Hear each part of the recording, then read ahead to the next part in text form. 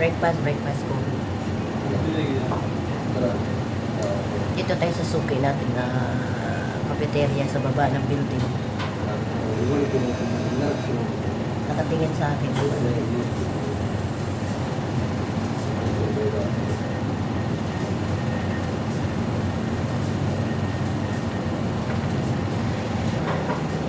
Ayan, klaro kayo kung nangungubag umanta. Lamig kayo. Coffee milk.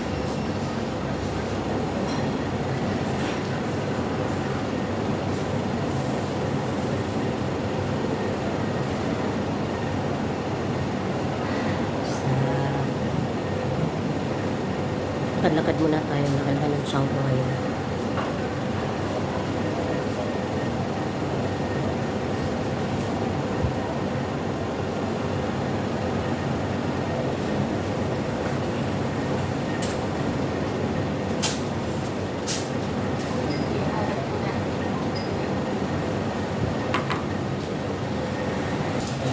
So, ubos na akong kape.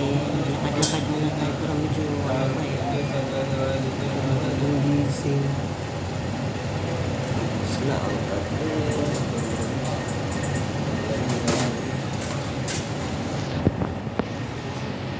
Magaling na, galing sa trangkaso. Wala lang. Naman tayo ng kape.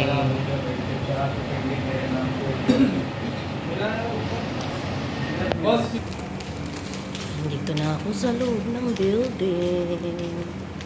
Sarado pa. Ang looban kasi namin na building is commercial building yan. Paikot ko nga. Ganyan. Commercial building. Labas muna tayo. Ikot tayo doon. Maglalakad-lakad muna ako.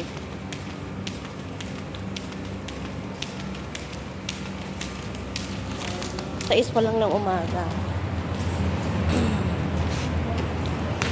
Sais pa lang.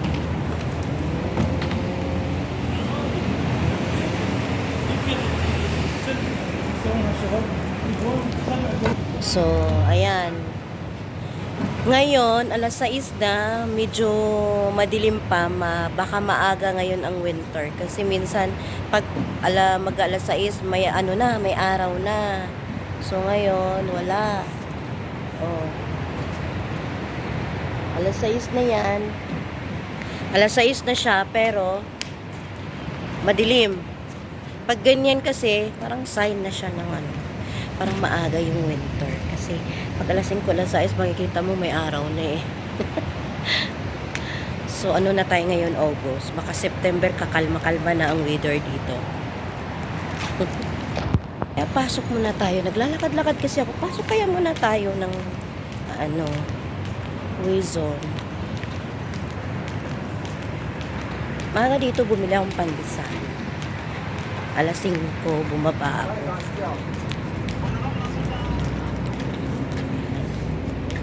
Sarado pa ata dito. Wait lang ha. Sa dati. Ayun mga friendship, bibili ako ng tubig pala. Wala na akong tubig tsaka tissue. Ayan po, bili tayong tissue. Ayan, kailangan tissue. Isa. Nasa counter, bayad. Bayad.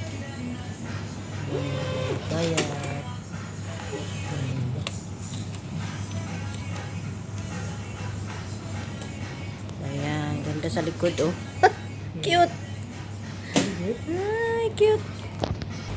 Bye! Ha? Yeah.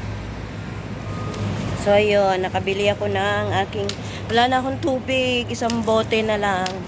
So, dito sa Dubai, bote-bote. Kaya yung mga OFW na uuwi ng Pilipinas, tapos makikita yung nagkabote-bote, hindi po social yan. Yun talaga yun. Dito, lahat nakabote-bote. So, sa atin, pwede natin ilagay sa pichel. Pwede din naman ipichel dito, pero yung madalian kasi, wala nang oras, no? Gusto mo lahat ay mabibit-bit mo na agad. So, yung iba bumibili ng malalaking bote, tas yun, pwede mo nang i-refill. Eh, syempre, pag ikaw lang mag-isa, gusto mo yung, yung maliit lang na bote. So, yun. Bit-bit ko, oh. Kita nyo plastic? Ayan.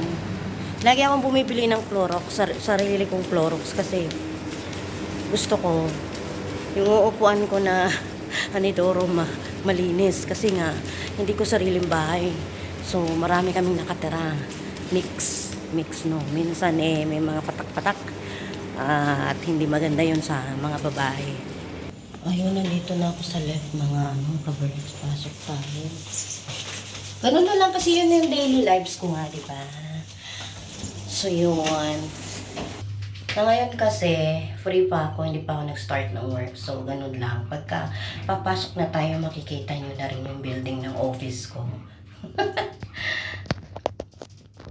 So, ayun, nandito. Laki ng brown. Nadidistract talaga ako. So, ayan, nandito na tayo sa kwarto ko. Kaya, pahinga na muna. Babush!